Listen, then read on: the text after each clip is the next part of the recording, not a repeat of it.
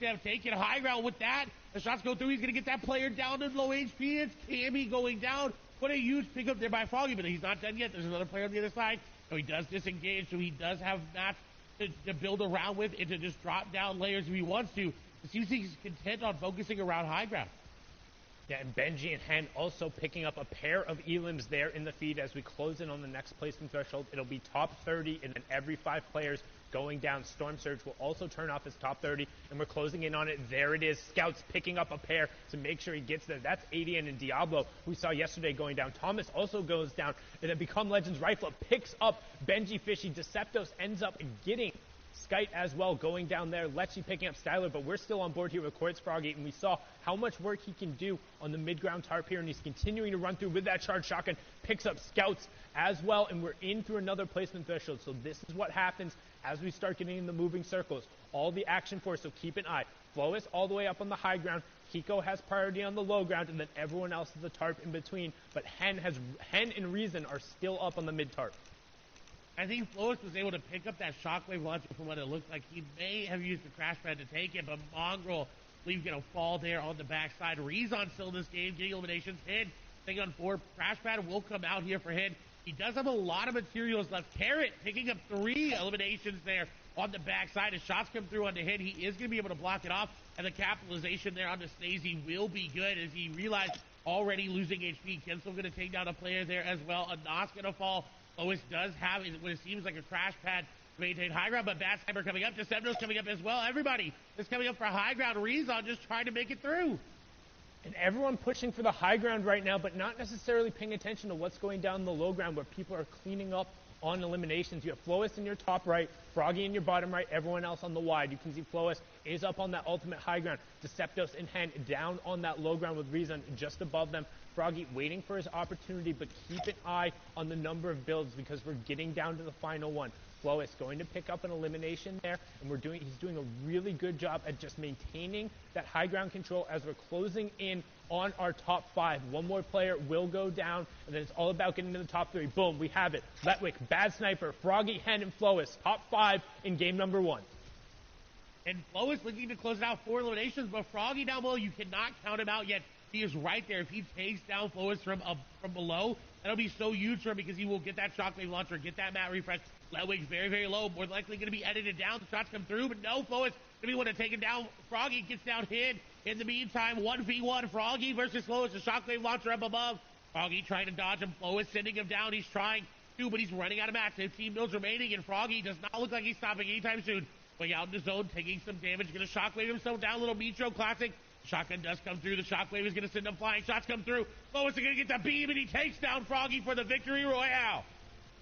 Really, really good job from Flois executing on the top-down push with the mythic weaponry, but more importantly, showing the versatility of that shockwave launcher, launching himself down and then finding a gap to launch the opponent out, tracking him, and picking it up with the AR.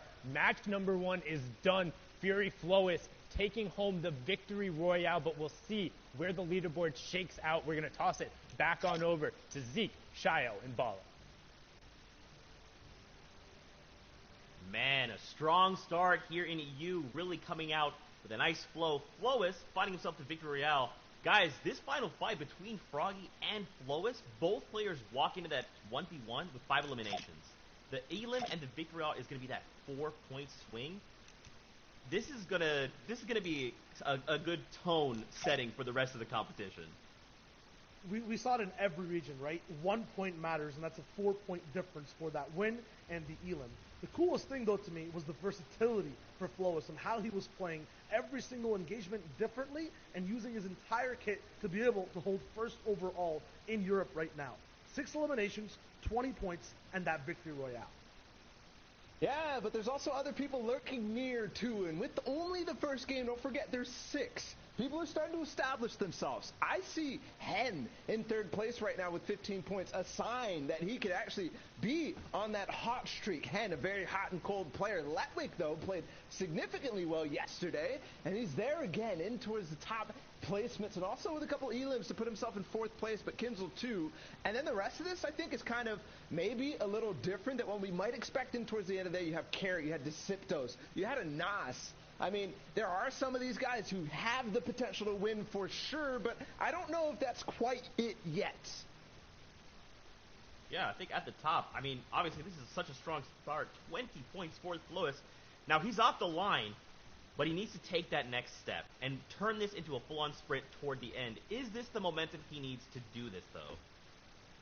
Yeah, I mean, for all the people over here, that's the same kind of question, right? And if you haven't seen the standings leaderboard before, the eliminations are the total overall over the 6 games we're playing, as well as the points. And that's a combination of the placement and elims these guys have. So Lecce got 5 points of placement that game in 22nd place, and 2 eliminations. That's 1 point each. But for these guys, they're kind of sitting at 30th place. They don't have to go for a top 25 anymore. No one has to go for top 50. Everyone here is focused on that win, and they're just slightly behind. Still, though, really hot off the gate. Yeah, there's a lot of different things that people have to figure out on this first game. There are a lot of things and changes to what people might have been expecting. The plan, Zeke, you talked earlier about how these guys are all starting to do their research and whatnot. It shifts a little bit in grand finals. People start to make decisions and play with the mind a little bit of each other to, force things that you might not be comfortable with. A lot of that is going to dictate that drop spot, right? And how that could, I mean, we're talking about 100 of the very best in the world. If I'm going somewhere and my peer is going somewhere that I'm used to playing with and against, that is going to dictate my play and theirs. I mean, it always starts from the early game, right? Just in general, the entire tournament, from game number 1, your mentality is set in if you do well, if you do bad, and now everyone has different expectations. If you're like Flowis, you're at the top spot. You guys mentioned it. Now it's a game of endurance, of holding it and not faltering when things go bad. And in the grand finals, we have seen tournament after tournament. Being uncontested increases your chances of winning tournaments by tenfold, if not more than that. So being uncontested means you have nobody landing with you. You might be familiar with landing in a hot spot. You don't want to be doing that in grand finals or in set lobbies at all. Yeah, the opposite of that is contested when someone is there. And Mr. Savage and Noah Riley are side by side at the yacht on the northern side of the map. 2 other big names all the way at Slippery Swamp, Kiriachi and then Benji Fishy. Noah Riley was not supposed to go to the yacht with Mr. Savage. Mr. Savage had thought that he had done enough to force nobody to land with him throughout the heats. But you know what changes now for Benji is that Noah was going to be landing in the same main building. And of course, Noah did not want to do that. Challenge one of the best players in the world at off-spawn fighting. Did not want to challenge Benji whatsoever. He'll leave what success he had throughout the qualifiers to end up going against Mr. Savage? I mean, now it's going to be even harder, I think, for Noah Riley all the way up at the yacht. For Benji, even freer. But how did that look in game number 1, right? We're talking about these names, and we missed one of the biggest ones from the first game, Flowis, who ended up getting the Shockwave loot. Didn't start with it, though. He was at the Orchard. And a big difference from what we've seen for Flowis, because usually it is the Shockwave loot that he's going for in the early game. That's why he got to this spot, but it doesn't matter. He'll grab it anyways, and he's even contested the Orchard. So all I said, Zeke, about being contested, reducing your chances of winning in grand finals, kind of shifts when you see what Flowis just did, and it doesn't matter where you land. You could always stumble across Kit's Shockwave launcher. And this is kind of like talking about the quality of the players we're seeing, right? Like, yes, of course, we have mythic items to play around, but for someone like Flowis, it's like if he's going to walk up and he's going to take a fight and eliminate you, and that loot's just going to be put in his hands, it's like, okay, I'm already good. I'm already at a 10. You're just giving me that loot and now making me an 11. Yeah, and also to think about other people who usually have that opportunity to make it through. There was a lot of the big names. I mean, Janus fell off spawn, which you did not expect for him landing at Steamy Stacks with 2 players who play kind of passively in that. He got sniped. There was also a number of different people who fell in the mid-game. Yeah, I mean, the big thing and the number 1 word for all these players right now is momentum, right? Flowis finding that Shockwave launcher gives them a bunch. Janus getting taken out, as Baller just mentioned, stops the momentum overall, right? So in game number 2, these guys have to find a way to rev their engines faster and then get ahead of everyone else with momentum. Oh, man, a lot of momentum here to start the day. Now, guys, I do want to continue, but I'm getting word the games are ready. So let's get ready to hop into game number 2 here of the Fortnite Champion Series in Europe. Let's see if the action continues. Sundown, play. Let's send it back your way. Thank you so much, Zeke, Shio, and Bala. And I mean, I'm just so excited to see because I'm a personal fan, or like I'm a advocate for the fact that game one is a nice way to set the tone, but you really get an idea of how the leaderboard and how the lobbies are going to play after game two, because particularly with solos, it's about consistency and who's able to turn over a performance from one game to the next and continue it rolling, and you're really able to see that going down in the second match. And into the third as well. If you're able to bounce back in that third and you really submit yourself at the top, you got a chance in that fourth, fifth, and sixth game to really turn online. Benji, somebody who definitely needs to turn online, but Savage is going to go down to Noah Riley in the feed. So the contestation happened, and Savage unfortunately falling. Looks like Benji is trying to take down Kiriachi in the time being. Yeah, Benji trying to set up one of those ambushes here on the side. You can see him trying to pick up Kiriachi as he's going right for those slurp jugs. He is going to find the initial burst shots there, opting not to use that sniper rifle and instead closing the gap on him as fast as possible. We'll see if he's able to get it. White Tax coming through, using the tac shotgun and the high rate of fire to push through the box. And well done, Benji. We talked about the contestant over there, and he says, 0 out of 10 for the effort. The Russian judge doesn't even give him a point. Benji taking it down there, and that's 2 elims. Right off of the start for him there. You can see in the bottom left-hand corner, the 2 most contested areas are Rig and Salty Springs, each with 5+ players right now. So a lot of space being pushed out, and it's interesting to see 5 players in Salty. I mean, effectively, you're all taking one house of loot and saying, I hope this is enough. Yeah, I don't know why 5 players are there. I think it has to do something with Rezon. He scared everybody away from Holly, Hedges, anybody that normally landed in that path. He said, no, I'm just going to go try my chance at Salty there. As we are now over to the Fortia. This is Mongrel, and he's been dropping here for a while. We know that. But he does not have Ocean's Burst AR and Ocean's Bottomless Chug Jug. Someone else may have snagged it from him, and with his aim and with what he can do with it, that Mythic Burst AR is so good here from him. It looks like he's not going to need it now. He's going to get some tags going into this fight. That player going to have to back out. Mongrel, though, not going to let him do it. He's got to be careful. He is running out of AR ammo, but he says, you know what? Who needs an AR? I got a shotgun and a crash pad. I'm going into the box. He is going to miss the jump a little bit, almost deploying a crash pad there, but the continued pressure that he's keeping up is trying to keep this player from going any higher. And it's Smudge just trying to get away. He's got a little sliver of HP, but Mongrel going to get in the box and do that Mongrel classic and get the elimination. And he had to resolve that fight right away, because even picking that up with the additional match drop now only has 52 materials, and while he is in the zone, since it did pull towards that south side, he's going to need to find it, and with so many other players around this area, it's going to be really hard to max out quickly. But now let's hop on board with our match number 1 winner. As you can see, the format in the right hand side, each elimination being worth a point. You can see once you get into that top 10, you'll have 8 placement points going through, all the way up to 14 for first. Then you can see 11 through 15th is 7, 16 through 20th is 6.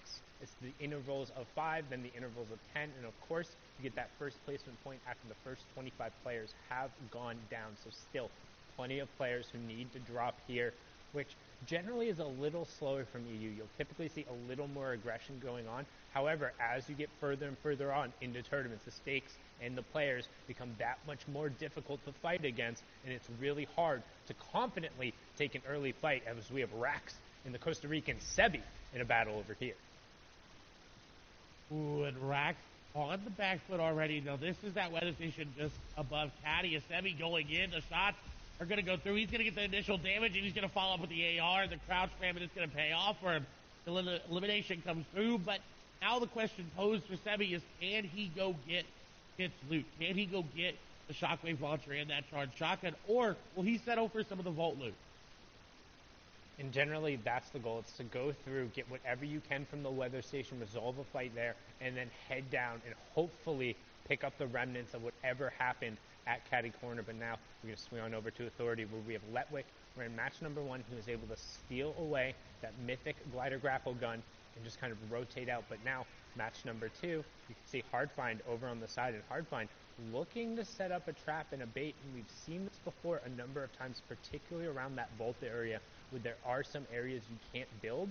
Players look to have just an immediate drop, but Letwick is set up really well, in terms of his close quarters combat, just having that epic SMG as well as the tactical shotgun and a legendary pistol means he has 3 really high rate of fire weapons that give him plenty of abilities to just spam and pressure Hardfind, who's going to be looking for an ambush here in a second. But right now, both players just farming up. And it seems like they're respecting each other's areas of this authority. They kind of know, hey, he's going to be over here. I can tell by how he's looted. I know Letwig's going to be in this side because I know how he looted from Hardfind's perspective. But what's concerning about this is the players that are around. Carrot is there as well. You got 2 other players on the side. But Letwig is playing this very well. He's hitting some things, and then he's standing still. Because that's how the henchmen act. They walk around. Sometimes they'll hit stuff. Moving there. On the other side, we've got Wolfies, who's in a fight against some Marauders. Hopefully he's able to get out of those. The Marauders are very, very potent. They shoot you, they throw stakes at you, and they just will try to eliminate you at all costs. And they've got very, very good aim, especially with that hunting rifle there in the inventory of the Deadeye Marauder. Wolfies is pretty low, but he's got Ardent pretty low as well, 150 HP. Now the Marauders are coming in here. The third party this fight. Sometimes the third party does not always have to be an actual player. It can be the AI. This is really good for Wolfies. He's allowing the Marauders to go after this player and go after him for him and get the initial damage. But if he goes in, he's got to be careful. He can't look to go in right away with all these Marauders around. If he doesn't do any damage to him, they're going to be very, very, very hard to build through and walk through. As you see, the builds are going to get broken. This is bad for Wolfies. He needs to get rid of the Marauders. The shots are coming in down to 11 HP. He's only got 2 builds remaining. Watch red place. He can't build anymore. Got a player right there in front of him. Sniper shot going to come out, and it does. But he goes down to a Marauder. Vato getting picked off there, but the Marauders catching Wolfies out. No builds, no natural cover nearby. Ardent soaking most of the aggression. Him opting to go down. Ardent will clean up all of that. So good heads-up plays by Wolfies to pick up the snipe, but the Marauders ultimately enacting their revenge there. And it can be so difficult when you get caught out by them, particularly in the open. The builds that will target those and will try and take them out. You're definitely able to kind of ditch them and get rid of aggro when you're around some of the more natural cover on the map, those houses, the bridges, and the stuff that are nearby. But Vato not going to be happy about that, was trying to get a little bit of a third-party tag there, and Wolfie's punishing him right before he goes down. He says, hey, if I'm going down, you're coming down with me, and will also deny a key elimination point that could have gone over to Ardent. So ultimately, he's going to be upset his game is over, but at least he was able to pick up a little bit. He's now back on board here with Flois, and as we can see, he's used to fast starts, placing first with 5 elims in game 1 of Heats as well. So let's see if he can turn this confidence into something more, as he is over on the northeast side of the zone with plenty of players around him. However, he has priority on the rotation, but not a ton of materials to really do it. You don't want to be forced to burn those metal and the brick here. We refer to those as the hard materials, because once they get built up, they provide that much more defense for you. However, just they're so much harder to get naturally as you move through the map that Flo is finding Cammy there, and you can see immediately he's going to head over there because he's like, hey, I need those mats. I need those refreshers. When we talk about refresher in the term, this is it, because that's going to be refreshing for him. What a shot and a heads-up play by Flois. He desperately needed that, as well as his ammo was pretty low, too. Only 74 AR. That's not enough going into an in-game competitive Fortnite game. You definitely want to have a little bit more like Noah Riley here. Again, takes off Mr. Savage and now has the loot to show for it. They got coming in clutch with this loot. He's got this player down, though, with those tags, but the big shield's going to be popped there. Now Noah has to be careful. He wants to go aggressive. His instinct is to push in with that crash pad and get the aggressive play, but that player back up to full HP. He's got to be careful. Shots go through the edit. Not going to connect on the shots there. Noah over the top. Shots come through. A 71 tag there for Noah, and now he's going in. Crash pad in. It doesn't matter, though. The crash pad is actually going to send him away. He's got to keep the pressure up to keep this player from popping any shields, and he's got the player back and forth, up and down, up and down. He's got the crash pad, and he's going in. Shots are going to come through. The player puts the stare over the top of his head, and another good tag there. But Noah's not able to find him. Noah's not able to finish him off. This player continuously layer changing, going up and down in between the builds, and Hydro is just trying to run for their life. Hydro trying to put as much distance as possible, and unfortunately going to go down there. Good job for Noah Riley on the chase. We talk about how important it is to resolve fights, particularly because you don't want that opponent burning those resources, because when you do take them down, they'll drop them there, and you want to get as much as possible. You can see Noah picking up all of the minis there. He's back up to 6. Good job, still has 4 crash pads. And one thing you'll note in particular when you're looking at these mid-game fights and what you should be keeping an eye on. Anytime a player has crash pads, that will enable them to push into boxes. You've seen it in 2 different ways, both from the top down, where they throw it against one of those cones because it lets them fall in. And then a perfect example, thank you, Ross Orange, for showing it right there, winning the fight against Hardfind very closely with 6 HP. That's the horizontal crash pad, where you line yourself up on the corner of the walls, you throw it against that corner, and it'll end up landing right behind you, and it pushes you forward into the box, but it won't affect the other player. So it allows you to line up your shot ahead of time, and most times it'll also put you behind them, so they're not able to play defensively, as Orange trying to play defensively here, but Bafo just comes in and says, hey, you didn't have enough time to reset and get your shields up. I will take all that loot. Thank you very much. And that's the dangers of taking a mid-game fight, is that if you take any damage, you're going to get third-partied. Players are going to recognize that shield crack sound, and they're going to move in. But on the other hand, look at Letwick. He took that fight, got out, and now is on the move. But Carrot is setting up an ambush, and the shots coming through. Letwick has been cracked. Look at the box separation that he just did there from Carrot. Get a time to pass him, and he's the stair with the top is not his. He does get a nice layer change coming out and above, but he doesn't have enough time to pop the big shield. He's just looking to try to pop another mini, and he does get it off. And now he's looking for a shot. He needs to put the pressure back on to Carrot, because if not, then he's just going to keep running around.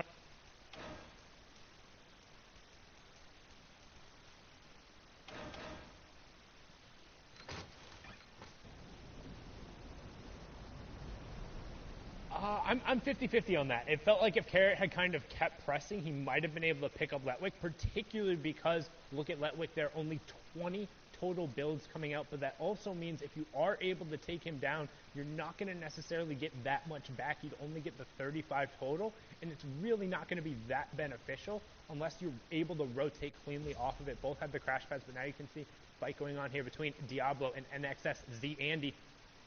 ZAndy on the back foot here, and Diablo trying to push forward. Somebody we've seen had the capability of playing aggressively. He is above that Storm Surge threshold, so just trying to hunt this player and doing a good job of keeping ZAndy on the back foot. Does get the cone replaced, owns both, edits back under.